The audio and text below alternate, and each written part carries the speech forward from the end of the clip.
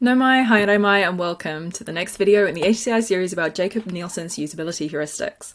This video is about the 7th heuristic, flexibility and efficiency of use. If you have ever used Adobe Creative Cloud, Illustrator, Photoshop, InDesign, Lightroom, or any of the others, you'll know that these industry standard tools are super powerful.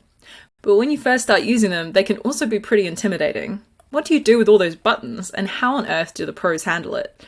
It's more than just practice, frequency, recency, and context, to refer to the previous heuristic video.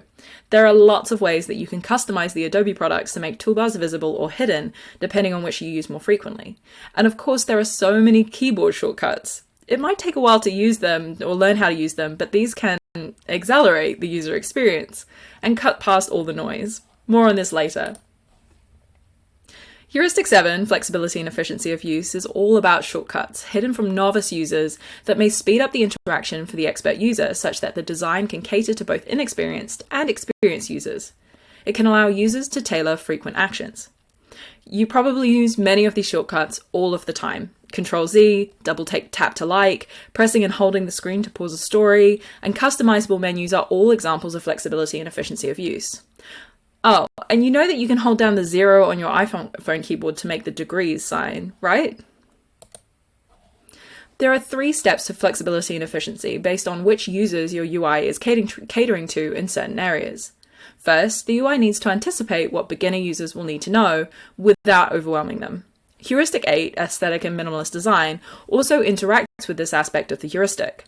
Tutorials, highlights, and guided workflows that teach the user how to use the interface more efficiently are the key here. Then you'll want the UI to provide ways for users to accelerate use. This means shortcuts, gestures, or hidden features or icons that allow more experienced users to prevent repetition. And for your more advanced users, you'll want to give them the opportunity to automate certain actions. This can either be intentional on the user's behalf, or the UI can use prior user behaviors to predict what they do and what steps they usually skip. This includes saving certain presets, choosing not to show a dialog box after the first time, or even offering frequent choices as a default. Remember the previous heuristic, recognition rather than recall? When Google gives you prompts, this is also an example of flexibility and efficiency of use, because it has learned what you're searching for based on what you've searched for before. Heuristic 7, Flexibility and Efficiency of Use, is all about making it quick. In an ideal world, every UI would be custom-made for every user. Your grand's email inbox might only have a few buttons, but your favorite streaming platform would have all of your recently played shows in a menu. Wait, that already happens. As UIs become more responsive based on user behavior, that ideal world is not so far off. You only have to look at the continue watching bar on Netflix to see this at use. Now, let's have a look at this in action on another website.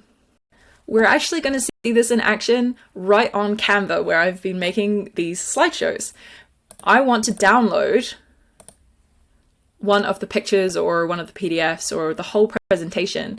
And so I can choose, say I wanted to download the cover to put on this video.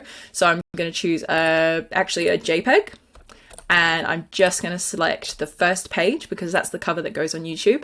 And then you see this little tick box here, save download settings. So this will make it more flexible and efficient for when I next download the next front cover for my next YouTube video. Pretty helpful, right? And then click download and we're done. Let's recap for retrieval.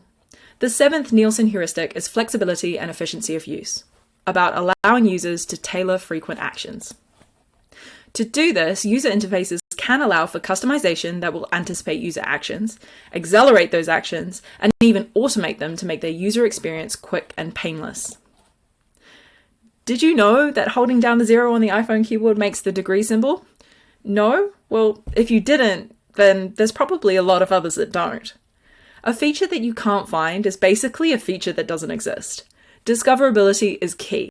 The quicker you can learn and progress to using a UI in an advanced way that suits your needs, the better.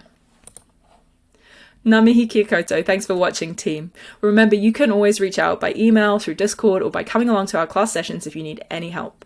From me and Gary, ka kite, kia haumaru te noho.